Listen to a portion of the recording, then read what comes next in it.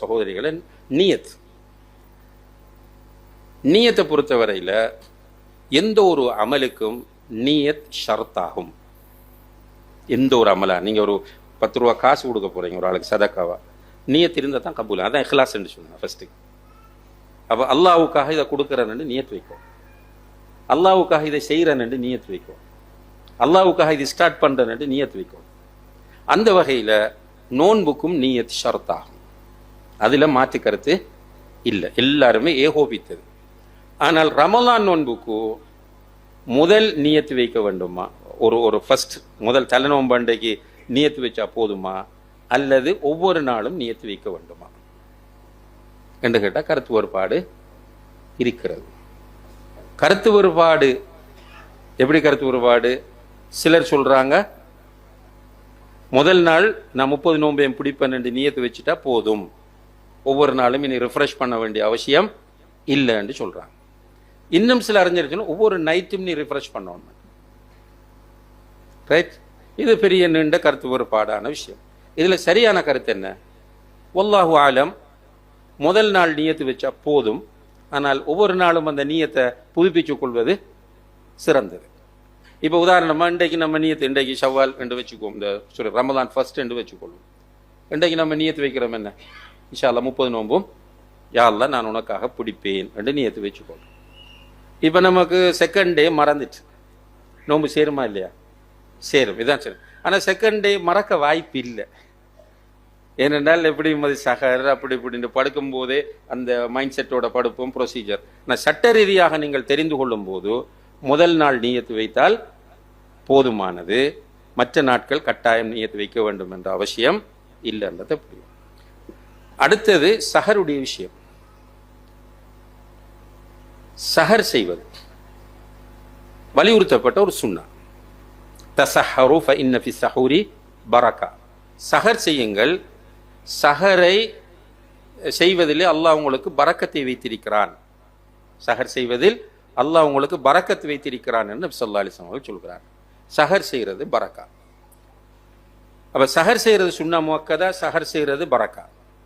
இந்த சஹர் எப்ப செய்யணும் என்று கேட்டால், இந்த ஃபஜ்ருக்கு நெருக்கமான நேரத்தில் சஹர் செய்வது சிறந்தது. அதான் சொன்னார். இப்போ சிலர் முந்தி எல்லாம் உங்களுக்கு ஞாபகம் இருக்கும், இதில் ஒரு 40 வயதுக்கு மேற்பட்டவர்கள் 50 வயதுக்கு மேற்பட்டவர்கள் தெரியும், அந்த பாவா சஹர் அரட்டுறது நம்முடைய ஊர்ல எல்லாம் இருந்த நடைமுறை. அவர் 1 மணிலேருந்து 12 மணிலேருந்து அடிக்க ஆரம்பிச்சிருவார், ஜிஞ்சிம் பாவான்ற எங்களோட ஊரில். அவர் பாட்டு படித்து அடிச்சு வேகமாக போவார். அப்போ அந்நேரம் 1 மணிக்கு கிளம்பி சஹர் செஞ்சுட்டு படுத்தாங்கன்னா சுபகம் இல்லை. சஹர் என்பது சுன்னா, சுபஹ் என்பது அடிப்படை கடமை. அப்ப சஹர் என்ற சுன்னாவை ஏழியா செய்யறதால சுபகம் மிஸ் ஆகுது. இப்பவும் சிலர் என்ன செய்யறாங்கன்னா, இந்த சோசியல் மீடியாக்களுக்கு அடிமையானவர்கள் சோசியல் மீடியாக்கள்ல நீண்ட நேரம் இருந்து விட்டு ஒரு 3 மணி 3:30க்கு சஹர் செஞ்சுட்டு தூங்குறாங்க. சுபகுடைய நேரம் 5 மணி ஆகும். சஹர் அப்படி செஞ்சா கூடுமாண்டா கூடும், அது பிரச்சனை இல்லை. ஆனால் சுன்னாவுக்கு மாற்றம் செய்யும் போது அங்க ஒரு பிரச்சனைக்குள்ள நம்ம விழக்கூடிய ஒரு சூழ்நிலை உருவாகும். அப்ப சஹரை நேரத்தோட செய்யணும், அதுவும் ஒரு பெரிய இஷ்யூ இல்லை. இப்ப அடுத்த நம்மகிட்ட வர கேள்வி என்னென்றால், சஹர் செஞ்சு கொண்டிருக்கும் போது பாங்கு சொல்லுது, சஹர் செய்து கொண்டிருக்கும் போது பாங்கு சொல்லுது. இப்ப என்ன பண்றது?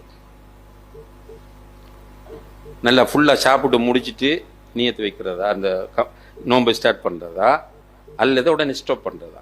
கருத்து வேறுபாடு இருக்கிறது, சின்ன கருத்து வேறுபாடு. பெரிய அதிகமான உலமாக்கள் என்ன சொல்றாங்கன்னு கேட்டால், அவர் உடனே நிப்பாட்டும், அவர் உடனே நிறுத்தி விட வேண்டும், சாப்பிட்றத உடனே நிறுத்தி. ஆனா வாய்க்குள்ள உள்ளதை என்ன செய்யறார்? விழுங்கத்தானே வேணும், அதை பூரணப்படுத்திடும். வாய்க்குள்ள வச்சத அவர் பூரணப்படுத்தி விட வேண்டும். இப்ப நமக்கு சொல்லப்பட்ட ஒரு ஹதீஸ் இருக்கு என்னென்றால், உங்களுடைய கையில் பாத்திரம் இருக்கிற போது நீங்கள் அதை பாங்கு சொல்லுது, ஃபஜ்ருக்கு பாங்கு சொல்லுது என்றால், உங்களுடைய உணவை பூரணப்படுத்தாமல் நீங்கள் உங்களுடைய பாத்திரத்தை கீழே வைக்க வேண்டாம். அப்படி ஒரு ஹதீஸ் அபூதாவுதுல வருது, இன்னும் பல கிரந்தங்கள்ல. எப்படி அது? நீங்க சாப்பிட்டுட்டு சஹர் செய்து கொண்டிருக்கும் போது சுபோவுக்கு பாங்கு சொல்லுது. இப்ப உங்களுடைய தேவையை நிறைவேற்றாத வரை நீங்கள் பாத்திரத்தை கீழே வைக்க வேண்டாம், இப்படி வருது. இப்போ இந்த ஹதீஸை நம்ம ஆரம்பத்தில் சொன்னோம். சொல்லிட்டு சாப்பிடலாம்ன்ற ஒரு கருத்தும் முன்வைக்கப்பட்டது. இது மக்கள் எப்படி புரிகிறாங்க? சிலர் நல்லா தெரியுது 5 மணிக்கு பாங்கு, ஒரு எலும்பிரிக்கார் 4:50 டக்குன்னு ஓடி போய் கிச்சனில் இருக்க சோறு கறியெல்லாம் ஒரு பிளேட்டில் கொட்டி கொண்டாந்து வச்சுக்கி, இல்லை ரியலாக நான் அதை எக்ஸாஜரேட் பண்ணி சொல்லலை, ரியலாக பார்த்திருக்கிறோம், கொண்டாந்து வச்சு சாப்பிட்றாரு, வாங்கி சொல்லுது, வேணுமென்று சாப்பிட்றாரு, கேட்டால் அது ஹதீஸ் இருக்குன்னு சொல்கிறார். பாருங்க எவ்வளோ ஒரு ஆபத்தான நிலை. ரைட். இந்த ஹதீஸை பற்றி பேசக்கூடிய உலமாக்கள் ஒன்று என்ன சொல்றாங்க என்றால், முதலாவது இதனுடைய கருத்து அதுவல்ல. நான் ஏற்கனவே சொன்ன மாதிரி இப்போ வாய்க்குள்ள வச்சுட்டேன், நம்ம டைமை பார்க்கல, வாய்க்குள்ள வச்சுட்டோம், வாங்க சொல்லுது, இப்போ என்ன செய்யணும், சாப்பிட்டு முடிக்கணும், கொஞ்சம் தண்ணி குடிக்க வேண்டி வரும், இல்லாட்டி நமக்கு டைஜஸ்ட் ஆகாது, சங்கடமாக இருக்கும், அதை கம்ப்ளீட் பண்ணுறது. இதுதான் இதனுடைய கருத்து என்று எடுக்கணுமே தவிர அந்த பிளேட் நிறைய கொண்டாந்து வச்சு ஃபுல்லாக சாப்பிட்றது என்பது அல்ல என்று எடுக்கணும். ரெண்டாவது ஒரு செய்தி சொல்றாங்க, இந்த ஹதீஸ் அறிவிப்பாளர் வரிசை ரீதியாக பலமானது அல்ல, இந்த ஹதீஸ் ஸ்ட்ராங்கான ஹதீஸ் இல்லைன்றாங்க, பலவீனமான ஹதீஸ்ன்னு சொல்றாங்க. அப்ப நமக்கு பொதுவாக அன்புள்ள சகோதர சோழர்கள் இன்னும் ஒரு விஷயத்தை நம்ம கவனத்தில் கொள்ளணும். எப்படின்னால், இந்த சட்டங்களை படிக்கும் போது அல் ஹுரூஜு மினல் ஹிலாஃபி ஹைர், கருத்து வேறுபாட்டிலிருந்து வெளியிறங்குவது சிறந்தது. கருத்து வேறுபாட்டுக்குள்ள போய் தலையை போட்டு குழப்பிக்கு நிற்கக்கூடாது. எது கருத்து வேறுபாடு இல்லையோ அதை பார்த்துக்கு போகணும், கருத்து வேறுபாட்டானதை விட்டுறணும். இப்போ உதாரணமாக இப்போ நம்ம போய் அக்கரைப்பது பெரிய பள்ளியில் கேட்குறோம், 11 ரக்கா தராவி தொழுதா கூடுமா கூடாதா? என்ன சொல்லுவாங்க? கூடும்னு தான் சொல்லுவாங்க. அங்குள்ள மௌலவிகள் என்ன சொல்லுவாங்கண்டா, 11 ரக்கா தராவி தொழுதா கூடும் என்பார்கள். ரைட். இப்போ நம்ம என்ன சொல்றோம், 11 தொழுங்கன்றோம். இப்போ இடையில குழப்பம் எதில் வருது, 23 தொழலாமா இல்லையான்றதுல. இப்ப கருத்து வேறுபாடு இல்லாதது எது? 11. அவங்களும் ஏற்றுக்கொள்றாங்க, நம்மளே அப்ப நம்ம 11ஓட போனோம்டா சரி, நம்ம விவாதத்துக்கெல்லாம் போக தேவையில்லை. அதே போல ஜக்காத்துல் ஃபித்ர், சிலர் சொல்றாங்க காசா கொடுக்கலாம்னா, கடைசியில் கொடுக்குற ஜக்காத்துல் ஃபித்ரை காசா கொடுக்கலாம்னு சொல்றாங்க. அப்ப நம்ம என்ன சொல்றோம், காசா கொடுக்கல, தானியமாக அந்த உணவு எந்த பிரதான உணவு இருக்கோ அதை தான் கொடுக்கணும்னு சொல்றோம். ரைட். இப்ப நம்ம என்ன கேட்கிறோம்னா, அந்த காசா கொடுக்கலாம் என்பவர்களிடம் போய் கேட்கிறோம், பொருளா கொடுக்கலாமா இல்லையா? எப்படி கேட்கிறோம்? அரிசி கோதுமை என்று பொருளாக அதை கொடுக்கலாமான்னு கேட்டேன்னு சொல்லுவாங்க, கூடும்னு. நம்ம என்ன சொல்றோம், பொருளா கொடுங்கன்றோம். அப்ப சப்ஜெக்ட் க்ளோஸ். கருத்து வேறுபாடு எதுல? காசா கொடுக்கலாமா இல்லையா என்பதில் தான் கருத்து வேறுபாடு. அப்ப கருத்து வேறுபாட்டுக்கு உள்ளதை சைட்ல தூக்கி வச்சுட்டு புறவு கொடுப்போம், காசை சதக்காவா கொடுப்போம், நோம்புக்குள்ளேயும் காசை சதக்காவா கொடுப்போம். இப்ப நம்ம ஜக்காத்துல் ஃபித்ருக்கு என்ன செய்வோம், அரிசை கொடுத்துட்டு போவோம்னு முடிவெடுத்தா ராஹத்தா இல்லையா? இப்படியான கருத்து வேறுபாடான விஷயங்கள்ல வெளியேற ட்ரை பண்ணணும். அந்த வகையில இப்ப கையில உணவு இருக்கும் போது வாங்க சொல்லிவிட்டால், நம்ம வாய்க்குள்ள வச்ச உணவை தின்னுட்டு ஒரு முரடோ 2 முரடோ தண்ணியை குடிச்சிட்டு கம்ப்ளீட் பண்றது என்பது தற்செயலாக நடக்கும்போது பிரச்சனை இல்லை. ஆனால் இதை ஒரு வளமையாக ஆக்குவது என்பது உண்மையிலேயே தெளிவான தவறாகும் என்பதை நம்ம புரிந்து கொள்ள வேண்டும்.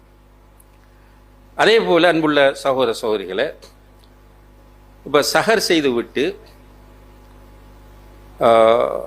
தூங்குகிறோம். தூங்கினால் ஒருவருக்கு சஹர் செஞ்சுட்டு சுபஹ் தொழுதுட்டு வந்து தூங்குகிறார். தூங்கியவருக்கு குளிப்பு கடமையாகிறது கனவில். இப்படி ஏற்பட்டதனால் அவருடைய நோன்பு பாதிக்கப்படுமா? இல்லை. இது தெளிவான விஷயம். இதுல கருத்து வேறுபாடுகள் எல்லாம் கிடையாது. இப்ப சுபஹ் தொழுதுட்டு வந்து ஒருவர் தூங்குறார், தூங்கியவருக்கு கனவு கண்டு குளிப்பு கடமையாகிறது. அப்படி குளிப்பு கடமையாகுவதனால் அவருடைய நோன்புக்கு எந்த பாதிப்பும் இல்லை. அதே போல சஹரோடு சம்பந்தப்பட்ட இன்னும் ஒரு பிராக்டிக்கல் இஷ்யூ என்னன்னு கேட்டால், சிலர் அலாரம் எல்லாம் வச்சுட்டு தூங்குவாங்க. வாங்க சொல்லக்குள்ளதான் முழிப்பு வரும் முழு குடும்பத்துக்கு, அல்லது சில நேரம் தனியாக அங்கஞ்ச ஹாஸ்டல்களில் ரூமுகளில் தங்கி இருக்கிறவங்களுக்கு ஏற்படும். இப்ப இந்த நேரத்தில் சஹர் செய்யவில்லை, நோன்பு சேருமா? நிறைய பேர் நோன்பு வந்தா நமக்கு காலையில் சுபஹ் தொழுது சில நேரம் தூங்குவோம், தூங்கினா தூங்க விடாம அந்த நேரத்தில் கோல் எடுத்து அதிகமாக கேட்கிற கேள்வி, அந்த நேரத்தில் கோல் வந்தால் நம்ம கெஸ் பண்ணிக்குவோம் இதுதான் மசாலாண்டு. இந்த கேள்வியை கேட்குறாங்க, என்ன சஹருக்கு எலும்பல்ல அப்படியே தூங்கிட்டோம், நோன்பு வைக்கலாமா, நோன்பை கண்டினியூ பண்ணலாமா இல்லையா? இப்போ நம்ம தூங்கும்போது நியத்தோட தான் தூங்கினோம். சஹர் செய்வது சுன்னா. எனவே ஒருவருக்கு அந்த சுன்னா மிஸ் ஆகுவதனால் நோன்பு மிஸ் ஆகாது. எனவே தாராளமாக அவர் நோன்பை கண்டினியூ பண்ணலாம் என்பதை புரிந்து கொள்ள வேண்டும். இதை எல்லாருக்கும் இந்த மெசேஜை சொல்லிருங்க இன்ஷா அல்லாஹ். அடுத்ததாக அன்புள்ள சகோதர சகோதரிகளை, நோன்போடு உள்ள சட்டங்கள் தொடர்பாக உள்ள ஒரு சங்கடமான சூழ்நிலை என்னென்றால், ஒரு பெண்ணுக்கு இப்போ அவங்க மாதவிடாய் ஏற்பட்டால் நோன்பு பிடிக்கக்கூடாது. மாதவிடாய் ஏற்பட்டால் நோன்பு பிடிக்கக்கூடாது. சஹர் செஞ்சிட்டாங்க, சுபுவும் தொழுதுட்டாங்க, மாதவிடாய் வந்துட்டு நோன்பு பாத்திலாகி விடும், நோன்பு முறிஞ்சிடும். இவங்க அந்த நோன்பை பிறகு கலா செய்ய வேண்டும். அதே நேரத்தில் ஒரு பெண் நோன்பு பிடிச்சிட்டு போகிறாங்க, மாஷா அல்லாஹ், இஃப்தார் டைம் 6 மணி ஃபார் எக்ஸாம்பிள். இஃப்தாருடைய நேரம் 6 மணி என்று இருக்கும்போது 5:50 அவர்களுக்கு மாதவிடாய் வருகிறது. இப்ப இந்த பெண்ணுடைய நிலை என்ன? 10 நிமிஷம் தானே, அப்படி இருந்துட்டு நோன்பு திறக்கிறதா அல்லது அவர்களுடைய நோன்பு பாத்திலாகிவிடுமா? என்ன, அவனோட நோன்பு பாத்திலாகிவிடும். பிறகு அவர்கள் கலாச்சிய வேண்டும். அநீதி இனிதி என்றெல்லாம் நம்ம சொல்லல. என்னுடைய அல்லாஹுடைய தூதருடைய சட்டம். எனவே இதையும் நாம் தெளிவாக புரிந்து கொள்ள வேண்டும். இப்போ நோன்போடு இருக்கிறோம், சஹர் செஞ்சாச்சு, நோன்பு பிடிச்சாச்சு, அல்ஹம்துலில்லாஹ். நோன்போடு இருக்கும்போது இப்போ நமக்கு வழக்க தோஷத்தில் காலையில் எழும்பி ஒரு ஆள் எப்போவுமே என்ன செய்வார், ஒரு கிளாஸ் தண்ணி குடிப்பார். அந்த நினைப்பில் என்ன செய்கிறாருன்னா, படுத்து எழும்பி போய் ஃப்ரிட்ஜில் தண்ணி இருக்க அல்லது டேபிளில் தண்ணி இருக்க எடுத்து ஒரு ஃபுல் கிளாஸ் ஒன்றை குடிச்சிட்டு வந்துட்டார், அல்லது குடிச்சு கொண்டு இருக்கிறார். வைஃப் வந்து நீங்கள் நோன்புன்றாங்க. இப்போ இவர் என்ன செய்வார்? அல்லது இதே போல ஏதாவது ஒன்றை சாப்பிட்டு விடுகிறார். வந்து பார்த்தா நல்ல வாழைப்பழம் இருக்கு, அழகா கொண்டு எடுத்து ஃபுல்லாக சாப்பிட்டுட்டு முடிகிற கட்டத்தில் வைஃப் வந்து சொல்கிறாங்க நீங்கள் நோன்பு. அல்லது வாழைப்பழ தோலை கண்டு வைஃப் கேட்குறாங்க, இந்த வாழைப்பழத்தை திண்டாரு, நான் எப்போது இன்றைக்கி நோன்பு, அல்லாஹ் நோன்பு என்ன? இப்போ நோன்பு பாத்திலாகுமா அல்லது நோன்பை கண்டினியூ பண்ணுறதா? நோன்பை கண்டினியூ பண்ண வேண்டும். எந்த வகையிலும் நோன்பை அது நிறைய சாப்பிட்டாலும் சரி, சில நேரங்களில் ஃபுல்லாக சாப்பிட்ருப்பார், நினைவில்லை. அப்புறம் ரசூலுல்லாஹி அலைஹி வஸல்லம் தெளிவாக சொல்கிறார்கள், ஒருவர் மறந்து போய் உண்டால் குடித்தால் அவர் நோன்பை பூரணப்படுத்தட்டும், அவருக்கு எந்த பிரச்சனையும் இல்லை, அவருக்கு ஸ்பெஷலாக அல்லாஹ் சாப்பிட கொடுத்தான், குடிக்க கொடுத்தான் என்று நபிகள் நாயகம் ஸல்லல்லாஹு அலைஹி வஸல்லம் அவர்கள் சொல்லி காட்டுகிறார்கள். அதே போல இப்போ நோன்போடு இருக்கும்போது நோன்பு முறிவது என்பது அறிந்து கொண்டிருக்கிற நிலையில், நம்ம அறிந்த நிலையில் ஏதாவது ஒன்று நம்முடைய வயிற்றுக்குள் செல்வது. நல்லா புரிஞ்சுக்கணும். நம்ம அறிந்த நிலையில் ஏதாவது ஒன்று நம்முடைய வயிற்றுக்குள் சென்றால், நம்முடைய விருப்பத்தின் பேரில் நம்ம அறிந்த நிலையில் ஏதாவது ஒன்று வயிற்றுக்குள் போனால் நம்முடைய நோன்பு முறிந்து விடும். அந்த வகையில் சில நேரங்களில் நம்ம தெரிஞ்சுக்கி சாப்பிட்டா குடிச்சா அது செய்கிறதில்ல தரும். ஆனால் சில நேரங்களில் நம்ம பைக்கில் போவோம், ஏதாவது ஒன்று குறாலுக்கு செலாஞ்சுள்ள வாயை துறக்கக்குள்ளே ஏதாவது ஒரு பூச்சியோ அல்லது ஏதோ ஒன்று தொண்டைக்குள்ளே போய் அப்படி போகும், உள்ளுக்கு அழகா தெரியும். நோவு முறியுமா? முடியாது. அதே மாதிரி ஒருவர் ஒரு ஸ்விம்மிங் பூலில் வேலை செய்கிறார், அவர் அந்த ஓரத்தை கிளீன் பண்ணிக்க நிற்கக்குள்ளே திடீர்னு நோம்போட நின்றவர் விழுறார். விழும்போது அவரை அறியாமல் 2-3 மிடர் தண்ணீர் குடித்து விட்டார். நோவு முறியுமா? முடியாது. ஏன்? அவரை கொண்ட்ரோலில் நடக்கலை, அவரை கொண்ட்ரோலை தாண்டி நடந்தது என்பதனால் அவருடைய நோன்பு முறியாது. இப்போ சில நேரங்களில் நம்ம இந்த சில ட்ராப்ஸ் விடுவோம் மூக்குக்கு, உதாரணமாக நசல் ட்ராப்ஸ் விடும்போது அப்படியே தண்ணி தொண்டைக்குள்ள அந்த லிக்விட் போகும், நமக்கு விளங்கும், இடத்துல புளிச்சிட்டு கசக்கிட்டு ஒரு வகையாக போகும். அப்படி போனால் நம்மளோட வயிற்றுக்குள்ளது போகுது. இப்போ என்ன செய்யும்? நோன்பு முறியும். நம்ம மூக்குக்குள்ளே விடக்கூடிய நசல் ட்ராப்ஸ் நம்மளோட தொண்டைக்குள்ளால போய் வயிற்றுக்குள்ளே போகிறத நம்ம ஃபீல் பண்ணினால் நம்ம விரும்பித்தான் செஞ்சது தெரியும், நமக்கு நாலேஜ் இருக்கு. அதே போல் சில நேரங்களில் இயர் ட்ராப்ஸும் அப்படி செய்யும். சில நேரங்கள் ஐக்கு விடக்கூடிய ட்ராப்ஸும் சில நேரங்களில் செய்யும். அப்போ நம்ம டாக்டர்ஸ்கிட்ட கேட்கணும், நோன்போடு அப்படி செய்ய போகிறோம் என்றால் கண்ணுக்குள்ளே விடுறது வாய்க்குள்ளே போகுமான்னு கேட்கணும். கனெக்ஷன் இருக்கு, நம்மளோட காது தொண்டை கண் தொண்டைக்கெல்லாம் கனெக்ஷன் இருக்கிறதால சில நேரங்களில் அதை ஃபீல் பண்ணுவோம். எனவே அதை டாக்டர்கிட்ட கேட்டு டாக்டர் நமக்கு உத்தரவாதப்படுத்துகிறார் போகாதுண்டு, அப்படி நம்ம பண்ணலாம். ஆனால் நம்மளாக பண்ணி போனால் அது நம்முடைய நோன்பை முறிக்கும். இப்போ நான் சொல்ல வர பாயிண்ட் என்னென்றால், சில விஷயங்கள் நம்முடைய நாக்கில் டேஸ்ட்டை உண்டாக்கும். இதுதான் அந்த ப்ராக்டிக்கலி, மற்றது தெரிஞ்சது தான். சில டேஸ்ட் நம்முடைய நாக்கில் உருவாகும். இப்போ உதாரணமாக கையை நக்கினோம்னா புளிக்கும் சில நேரம், ரைட்? அது மாதிரி டூத் பேஸ்ட்டை வச்சோம்னா அந்த டேஸ்ட் நாக்குக்கு வரும். இதனால நோன்பு முடியுமா? இல்லை, நோன்பு முடியாது. நாக்கில் டேஸ்ட் வாரத்தினால நோன்பு முறிவது என்பது உள்ளே போவதால் தான் நோன்பு முடியும். இப்போ அந்த வகையில் இப்போ நம்ம கையை நக்கினா நோன்பு முடியுமாண்டா இல்லைன்னுவோம். அல்லது ஒரு பேப்பர் எடுத்து நாக்கில் வச்சு பார்க்குறோம், நோம்பு முறியுமாண்டா இல்லைன்னுவோம். உப்பு பார்க்கலுமான்னு கேட்டால் உடனே நோம்பு முறியுமான்னு சொல்லுவோம். அதுக்கு வேற வஹாபின்னு பேர் வச்சுருவாங்க. அப்படி சொன்னா இதுக்கு நோம்பு முடியாது. பேப்பரை வச்சு பார்த்தா, கைலஞ்சி வச்சு பார்த்தா நோம்பு முடியாது. உப்பை வச்சு பார்த்தா அப்போ என்ன லாஜிக் அது? அதுக்கு முடியாதுன்றா இதுக்கும் முறியக்கூடாது, ஆனால் விழுங்கக்கூடாது. உப்பை விழுங்கினா நோம்பு முடியும். நாக்கில் வச்ச டேஸ்ட் விளங்கும், ஆனால் விழுங்காமல் துப்பலாம், எலுமையிலதான். அப்படியான நேரங்களில் ஒரு சமையல்காரால், இப்போ கஞ்சி காய்ச்சறாள், வீட்டில் சமைக்கிற பெண் நாக்கில் அப்படி வச்சு பார்த்து போட்டு துப்பிட்டு போகிறதுல எந்த விதமான குற்றமும் இல்லை. அடுத்தது, இப்போ இன்ஜெக்ஷன் போடலாமா என்று கேட்டால், இன்ஜெக்ஷன் 2 வகையான இன்ஜெக்ஷன். ஒன்று அவங்களுக்கு உடல் சக்தியை ஏற்படுத்தக்கூடிய நியூட்ரிஷன் சம்பந்தமான இன்ஜெக்ஷனாக இருந்தால் அந்த இன்ஜெக்ஷன் உலமாக்கள் சொல்றாங்க உணவை போல தானே. ஒரு வீக்காக இருக்கிற ஒரு ஆளுக்கு நியூட்ரிஷனை உடம்புல ஏற்றுறது அவருடைய உடலில் அந்த சக்தியை உண்டாக்குவது. எனவே அது உணவை போல இருப்பதனால் அதுக்கு நோன்பு முடியும். இன்னும் ஒரு இன்ஜெக்ஷன் இருக்கு, அதுக்கும் இதுக்கு சம்பந்தம் இல்லை, ஒரு நரம்போட சம்பந்தப்பட்டது, வயிற்றுக்குள்ள போகாது. அப்படியான இன்ஜெக்ஷன்களை பொறுத்தவரையில் போடலாம். இப்போ உதாரணமாக பல்லு புழுங்குறதுக்காக ஒரு இன்ஜெக்ஷன் போடுறாங்க, நோம்பு முடியும் அதால?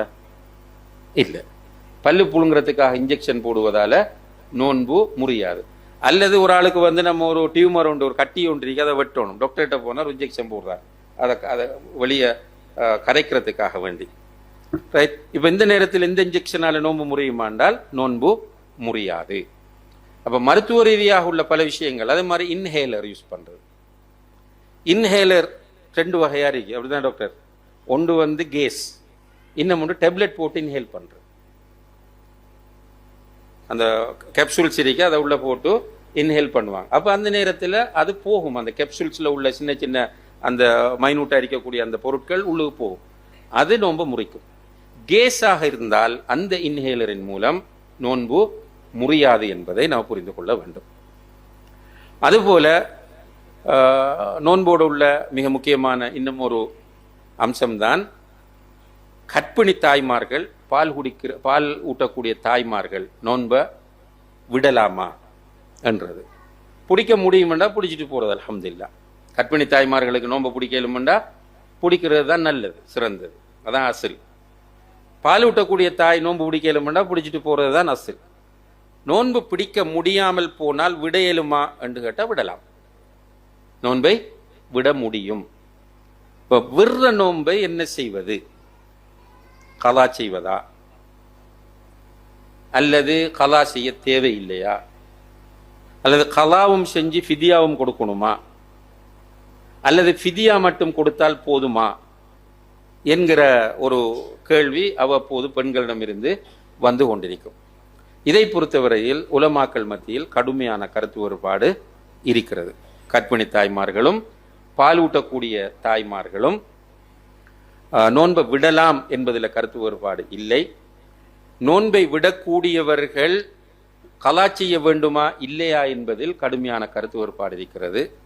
சிலர் சொல்லுகிறார்கள், தாய்க்கு பிரச்சனை என்று சொன்னால், அந்த பால் ஊட்டுகிற அல்லது கர்ப்பிணி தாய்க்கு பிரச்சனை என்றால் அவங்க நோன்பை விட்டுட்டு கலா செய்வாங்க. பிள்ளைக்கு பிரச்சனைக்காக நோன்பை விடுவதாக இருந்தால் அவர்கள் கலாவும் செய்து ஃபிதியாவும் கொடுப்பாங்க என்கிற கருத்துக்களுக்கு இது அதிகமான உலமாக்களுடைய நிலைப்பாடுகள். இதில் இன்னும் ஒரு கருத்து இருக்கிறது. கர்ப்பிணி தாய்மார்கள், பாலூட்டக்கூடிய தாய்மார்கள் நோன்பை கண்டினியூ பண்ண முடியாமல் போனால் அவர்கள் அதை விடலாம். விட்டு அந்த நோன்பை கலாச்சிய தேவையில்லை. அதற்கு பதிலாக அவர்கள் ஃபிதியா கொடுத்தால் போதுமானது. ஃபிதியான்னா அந்த நோன்புக்காக வேண்டி ஒரு ஒரு தொகை உணவு அல்லது சமைத்த உணவு இதை கொடுக்கிறது. இதை கொடுத்தால் போதுமானது என்ற மூன்றாவது கருத்து. இந்த மூன்றாவது கருத்தை சஹாபாக்களில் சிலர் சொன்னார்கள் ஃபத்துவாவாக. கற்பிணி தாய்மார்களும் பாலூட்டக்கூடிய தாய்மார்களும் நோன்பை விடலாம், அவர்கள் கலாச்சிய தேவையில்லை, ஃபிதியா கொடுத்தால் போதும் என்கிற கருத்தை சஹாபாக்களில் சில சஹாபாக்கள் சொன்னார்கள். இந்த சஹாபாக்கள் சொன்ன செய்தி சஹீஹானது. அவர்களுக்கு யாரும் மறுப்பு சொன்னதாக, சஹாபாக்களுடைய காலத்தில் யாரும் மறுப்பு சொன்னதாக இந்த ஆதாரங்களும் இல்லை. எனவே இந்த கருத்து தான் வலுவானது என்கிற கருத்தை மூன்றாவது சாரார் முன்வைக்கிறார்கள். வல்லாஹு ஆலம், நம்முடைய பார்வையிலும் அந்த கருத்து தான் வலுவான கருத்தாக தெரிகிறது. இதுல மற்ற கருத்தை எடுப்பதை நம்ம பிழைன்னு சொல்லலை. ஒருவர் நான் கலாவும் செஞ்சு ஃபிதியாவும் கொடுக்க போறேன்னா அது அவர விருப்பம். ஆனால் இப்படி நம்ம சொல்லக்கூடிய இந்த கருத்து, சஹாபாக்கள் இந்த ஃபத்துவாவை கொடுத்து இது பிழையாக இருந்திருந்தால் ஏனைய சஹாபாக்கள் அதை சுட்டி காட்டி இருப்பார்கள் என்கிற அந்த வாதத்தை வைத்து நம்ம தர்ஜீ செய்யும் போது இதை ஒருவர் ஏற்றுக்கொண்டு அதன் அடிப்படையில் நடப்பது அவர் மீது குற்றமில்லை, அவருக்கு அது ஓகே என்பதை நம்ம புரிந்து கொள்ள கடமைப்பட்டிருக்கிறோம். அடுத்ததாக அன்புள்ள சகோதர சகோதரிகளை, இந்த ரமலானுடைய சட்டங்களோடு நிறைய எல்லாவற்றையும் பேசுவேன் சொன்னா ஒரு 3-4 மணி நேரமாவது தேவைப்படும். சில பிராக்டிக்கலாக தேவையானவற்றை மட்டுமே நான் பேசிக்கொண்டு போற ஒரு ஓர்டர் இல்லாமல் பேசிட்டு வரேன். இதுல நோன்பை இருக்கிற விஷயத்தில் சில வயோதிபர்கள் ரொம்ப ரிஸ்க் எடுக்கிறாங்க. நம்மட வீட்டுல நம்மட வாப்பா உம்மா, சில நேரங்கள் அப்பா அம்மார், அவங்களோட ஆர்கியூமெண்ட் என்னன்னா உண்மையா இப்ப நோன்பு பிடிக்கல அவங்கள. ஆனா அவங்களோட ஆர்கியூமெண்ட் என்னன்னு, நான் எனக்கு புத்தி தெரிஞ்ச காலத்துல இருந்து நோன்பு பிடிக்க விட மாட்டேன். ஆனா அவர்கள் நோன்பு பிடிச்சா ரொம்ப கஷ்டப்படுவாங்க, மயக்கம் வருது, ஏலா, திடீர்னு நம்ம ஹாஸ்பிட்டலுக்கு அள்ளி கூட வேண்டி வருது, யாது மாறுறாங்க, இப்படி பிரச்சனை. இப்படியான நேரத்தில் அவங்க நோன்பு பிடிக்கணுமா? அவசியம் இல்லை. அவங்க என்ன பண்ண வேண்டியதுன்னா நோன்பை விட்டுட்டு நோன்புக்காக ஃபிதியா கொடுப்பது, நோன்புக்காக ஃபிதியா கொடுப்பது. அதே போல சில நோயாளிகள் இருக்கிறார்கள். அந்த நோயாளிகள், இப்ப நோயாளி நோன்பு விடலாம், நோன்பு விட்டுட்டு அவர் கலா செய்யணும். இவர் யார் என்றால் கியூராக கூடிய நோயாளி. இப்ப சுகம் இல்லாம இருக்கார், நாளைக்கோ அடுத்த மாசமோ அதோட உதவியை கொண்டு அவருக்கு சுகம் கிடைக்கும். ஆனா இன்னும் ஒரு நோயாளி இருக்கிறார், நிரந்தர நோயாளி. இப்ப நிரந்தர நோயாளி, அல்லாஹ் எல்லோருக்கும் ஷிஃபாவை தர வேண்டும். ஒரு கேன்சர் பேஷண்ட் அல்லது 2 கிட்னியும் ஃபெயிலியர் ஆகி டயாலிசிஸ் செஞ்சுட்டு இருக்கிற ஒரு பேஷண்ட், இப்படியான நிரந்தர நோயாளிகள் இருக்கிறார்கள். இவர்கள் எப்ப கியூர் ஆகுவாங்கன்னு சொல்லலாம், நோன்பு பிடிக்கவும் மேலாம். இவங்க என்ன பண்றது? இவங்க அந்த டைம்ல நியத்தை வச்சுக்க வேண்டியது, நான் நோன்பு பிடிக்க நியத்து வைக்கிறேன், அதான் என்ன முடியல என்ற நியத்தை வச்சுட்டு அவர் நோன்பு பிடிக்க தேவையில்லை, அதுக்கு பதிலாக ஃபிதியா கொடுத்தா போதுமானது. இந்த ஃபிதியான்னு நான் சொன்னது இருக்கே என்னது, ஒரு நோன்புக்காக வேண்டி ஒவ்வொரு நோன்புக்கும் ஒரு குறிப்பிட்ட அளவு உணவு, ஒரு ஏழைக்கு சமைத்த உணவாக ஒரு பார்சலை கொடுக்கலாம், பார்சலோ அல்லது ஒரு கேரியர்லயோ நம்ம போட்டு ஒரு சாப்பாட்டை கொடுக்குறோம். அல்லது ட்ரை ரேஷனாக அரிசி ஒரு 1.5 கிலோ, கிட்டத்தட்ட 1.25-1.5 கிலோ வரக்கூடிய மாதிரி அரிசை கொடுக்குறோம். ஒரு நோன்புக்கு 1.5 கிலோ அரிசி, இதை கொடுத்தோம்னா இதுதான் ஃபிதியான்னு சொல்றது. இப்ப இதை எப்படி கொடுக்கறது? ஒவ்வொரு நாளும் கொடுக்கலாம், விளைஞ்சா இன்றைய நோன்புக்கு இன்றைய கொடுத்துடுறது, இப்படி ஒவ்வொரு நாளும் கொடுக்குறது. அப்படி இல்லைன்னா ஒரு 10 நாளைக்கு சேர்த்து மொத்தமா கொடுக்கலாம், 10 நாளைக்கு அப்புறம். அப்படி இல்லைன்னா ஆரம்பத்திலும் கொடுக்கலாம். அல்லாஹ் நாடினா நம்ம உயிரோடு இருப்போம் என்ற நம்பிக்கையில 29-30 நாட்களுக்கு சேர்த்து முதல்லையும் கொடுக்கலாம், நோன்பு முடிஞ்சதுக்கு பிறகும் கொடுக்கலாம். இதுல நமக்கு தேர்வு சுதந்திரம் இருக்கிறது, விரும்புற ஒன்றை நம்ம எடுத்துட்டு போகலாம்.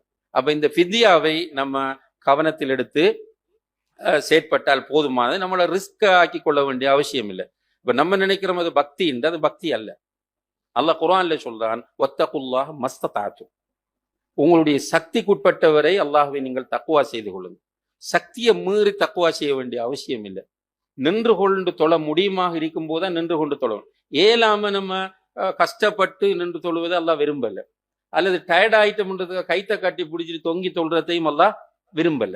எனவே நம்முடைய சக்திக்குட்பட்டவரை அல்லாஹுவை வணங்குங்கள், அல்லாஹுவை தக்குவா செய்யுங்கள் என்ற இந்த குர்ஆன் வசனத்தின் அடிப்படையில் நோயாளியோ, நோன்பு நிரந்தர நோயாளியோ, அல்லது நோன்பு பிடிக்க முடியாத வயதில் இருக்கிற ஒரு முதியவரோ அந்த நோன்பை கஷ்டப்பட்டு பிடிக்க தேவையில்லை. அதற்காக ஃபிதியா கொடுக்கலாம்.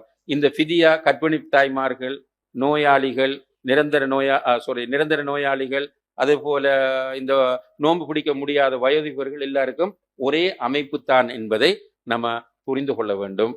அதே போல அன்புள்ள சகோதர சகோதரிகளை, இந்த நோன்புடைய விஷயத்துல இஃப்தாருடைய நேரத்தில் கேட்கப்படக்கூடிய துவாவை அல்லாஹ் கபூல் செய்வான் அப்படின்ற ஒரு ஹதீஸ் வருகிறது. இஃப்தாருடைய நேரத்தில் கேட்கப்படக்கூடிய துவாவை அல்லாஹ் கபூல் செய்வான் என்கிற ஒரு ஹதீஸ் வருது. அதனால இஃப்தார் டேபிள்ல உட்கார்ந்துட்டு எல்லாரும் துவா கேட்டிருக்கிறத நம்ம பார்க்கிறோம். ஆனால் இந்த ஹதீஸ் லைஃப் என்று ஹதீஸ் கலை ஆய்வாளர்கள் குறிப்பிடுகிறார்கள். ஆனா துவா கேட்க இயலாதா? இந்த ஹதீஸை பேஸ் பண்ணி கேட்காதீங்க. எதை? இஃப்தார் நேரத்தில் கேட்கப்படும் துவா கபூலாகும் என்ற ஹதீஸை பேஸ் பண்ணி கேட்காதீங்க. எந்த லைஃப். ஆனால் சஹீஹான ஹதீஸ் என்ன? ஒரு நோன்பாளி நோன்போடு இருக்கிற நேரத்தில் கேட்கிற துவா கபூல் செய்யப்படும். அந்த அடிப்படையில நேரத்தோடையும் கேட்கலாம், சஹருபுரம் கேட்கலாம், பகல்லையும் கேட்கலாம், இஃப்தார் டேபிள்லையும் கேட்கலாம். எனவே எல்லாம் வல்ல அல்லாஹ் ஜல்ல ஷானஹு தஆலா இந்த வரக்கூடிய ரமலானை சிறந்த முறையில் அல்லாஹ் பொருந்தி கொள்ளக்கூடிய விதமாக கழிப்பதற்கு நம்ம எல்லோருக்கும் தௌஃபீக் செய்ய வேண்டும். அதிலும் குறிப்பாக அன்புள்ள சகோதர சகோதரிகளே, நம்ம வாழக்கூடிய இந்த காலம் ஃபித்னா நிறைந்த காலமாகும். உள்ளங்கள் கரை படிந்திருக்கிற காலமாகும். இபாதத்துகளை பற்றி பெரிய அக்கறை இல்லை. சில நேரங்கள்ல மார்க்கத்தோடு வாழ்வது என்பது ஒரு பெரிய சிரமமான ஒரு காலத்திலே நம்ம வாழ்ந்து கொண்டிருக்கிறோம். உள்ளங்கள் துருப்பிடித்திருப்பதை உணரக்கூடிய ஒரு காலத்திலே வாழ்ந்து கொண்டிருக்கிறோம். இந்த காலத்தில் ஏனைய காலங்களை விட வரக்கூடிய ரமலான் முக்கியத்துவம் பெறுகிறது.